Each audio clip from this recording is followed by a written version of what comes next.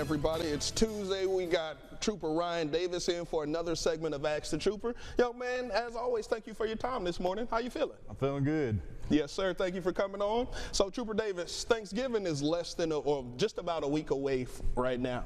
And I figured what better time to get into some holiday safety measures. And sure. Let's start with like an influx. You know, a lot of people come into town for Thanksgiving. Right. Let's start right there with the traffic safety measures, increased holidays. So, just like most states, our state is very culturally diverse. We either have a lot of family members who moved out to other states, or friends and family that moved to this state. So we're always going somewhere to visit family, whether it be the Arkansas, Texas, close, local, or even some of the surrounding states. So I do expect a large, as we do every year, a large influx of traffic.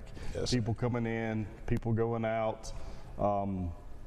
Most people like to travel during what they consider to be not normal travel hours, so early in the morning or late at night, but the problem with that is everyone has the same idea. So traffic will be full all day and all night as people are traveling to enjoy the Thanksgiving festivities. Yes, sir. Now, with that being said, an influx of people within the community, and one thing that you always bring to light that I think is a great reminder right now is a great reminder of now as any time. Talk about, making sure your vehicle's locked, make sure your windows up. Could you hit a little bit more about that? So sure. So there are predators out there, whether it be for your things, your identity, or even, unfortunately, some more sinister means and sinister aims. So we always encourage people that, I grew up in the country. Yes, sir. My parents don't lock their vehicle in the yard. They've never had any problems, but this day and age, and especially if you live in a more populated area, I would advise against that. You want to make sure your vehicles are locked at all times. Even when you're pumping gas, a split distraction can mean the difference to somebody hopping in your car and driving away. It's happened. There are documented cases. There are documented cases where that happens when their children are in the car. So we want to make sure that we secure our belongings, especially the little humans that belong to us. Very important. If you do travel with a firearm, Second Amendment, I'm very pro Second Amendment and people's rights.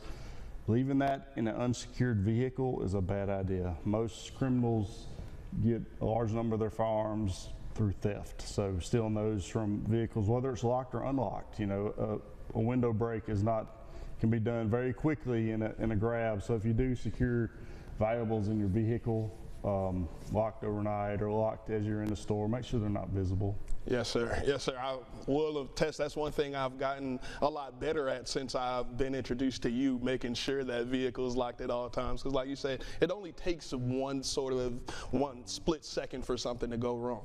Now, last but not least, I definitely want to talk about, everybody gathering around the holiday time right now, Thanksgiving, situational emergency readiness. You sort of never know what will happen. Can you sort of elaborate a little bit more about that? Sure. So, everybody cuts a ham or a turkey. Well, knife safety, cutting safety for one.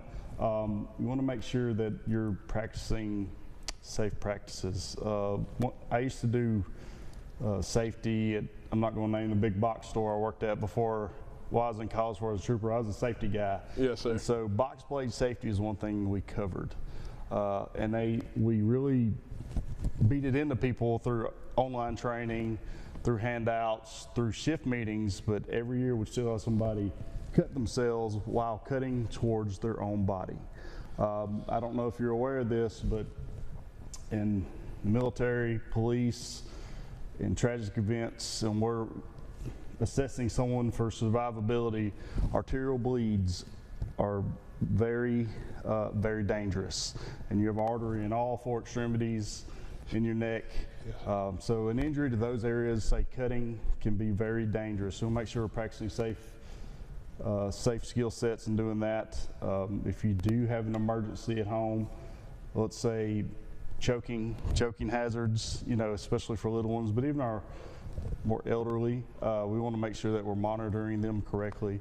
If you do live with persons that are at higher risk for that, either the the young or the elderly, you may want to pursue getting some training yourself, whether it be CPR, the Heimlich maneuver, basic wound packing. I know this is the extremes of what we expect to see at Thanksgiving, but preparation is always better than desperation. Yes, sir. Know that 911, if you call, they're coming. So make sure you have a plan. I know we always talk about plans and everything we do, but being in law enforcement, we have to plan. We have to plan for the inevitable and hopefully the things that never happen. You always need a plan. Yes, sir. Prepare for the worst, but expect the best right there. Right. Trooper Davis, as always, want to thank you so much for taking some time out of your day and highlighting some great holiday safety measures for the Ark La Mist region. Your time is always greatly appreciated. Yes.